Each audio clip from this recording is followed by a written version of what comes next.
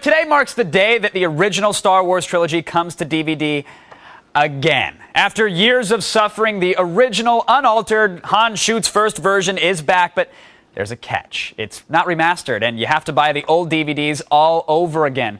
Does George Lucas hate his fans? Fire up your land speeder, folks. It's time for The Loop.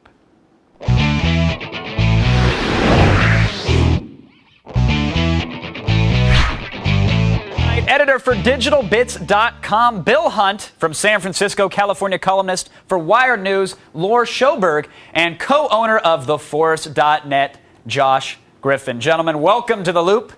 Bill, I want to start with you here, sir, because when I checked the statistic, I believe the Star Wars DVDs, or the Star Wars movies, rather, have been released in some form. I think it's 372,000 times. Give or take, some fan versions. Should we care? I mean, are you excited for this new release? Well, look, there's nobody who would be as excited about these original versions being available on DVD as I would. The problem is this. Look, it's a 2-disc set for $24.99 or whatever it is. Here's what you get. Disc 1 of this set is the exact same DVD that was released last year and released the year before that. So if you're a self-respecting Star Wars fan, you've already got that. The reason you're buying it is for the original version.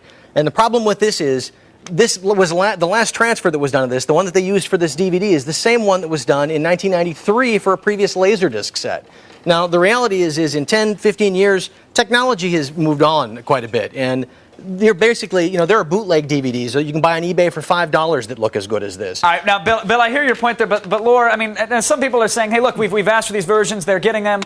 Will fans ever be satisfied, or is there always going to be a problem with it because it's not the original version that they saw, and it doesn't have the same stench of the theater? I mean... Well, here's what I think. I think that eventually they're going to develop the technology to make a version of the movie that actually transforms you back into an 8-year-old so that you can enjoy the movie the same way you did in the theater. With the nostalgic edition.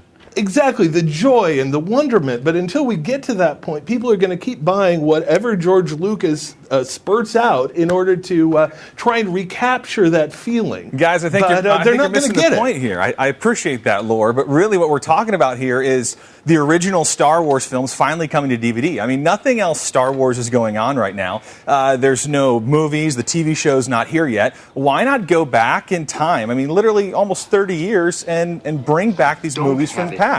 But the quality of these releases isn't even standard DVD quality. That's the problem. This is Laserdisc quality. Guys, that's the point. I mean, that's the whole idea here. We're going back to when I was 3 years old, and now they're marketing this to parents, and I'm a parent now. I've got a 3-year-old son. I want to take him back to those original films and have him transported to a galaxy far, far away, just like I was. It's classic Star Wars. But isn't it the movie experience that does that? When they released like the remixed versions, these remastered versions, all the fans said, hey, man, well, now we've got to go back to Laserdisc because that's where it's at. Exactly. And now that they're getting the Laserdisc versions, they're still upset. Can you ever make the Star Wars fans happy? I mean, you tell me, Bill and Laura and even Josh, what do they need to be appeased? Well, they're going to try again next year because next year is the 30th anniversary of the original Star Wars. And does anybody watching this show think that Lucasfilm isn't going to come back for that anniversary and release a super uber box set of all of the films? Supposedly there's going to be a 3D version to commemorate the anniversary. But now, will that be blasphemous as well, or are we excited for that one? Oh, I think that might be fun. That might be fun. I mean, it's certainly going to add some freshness to the experience, but it's not going to change. The bottom line is these films are what they are. I think you're missing the whole point, though. This is really directed towards the audience. I mean, the release that's going to come out next year is going to be this big $200 set, probably, and the average fan isn't even going to care about average family is not even going to care about that. This is the family release, and let the fans have whatever next year. This is all about going back in a day to moms and dads who enjoyed Star Wars when they were 5, and now they've got 5-year-olds. Guys, this is what Star Wars the family is all release about. happened last year and it happened the year before that. I mean, these things, it's 3 years in a row these movies have been out. I want to hear what Laura thinks here because let's hear it. They're not going to make the fans happy because there's no money in making the fans happy. A happy fan has what he needs.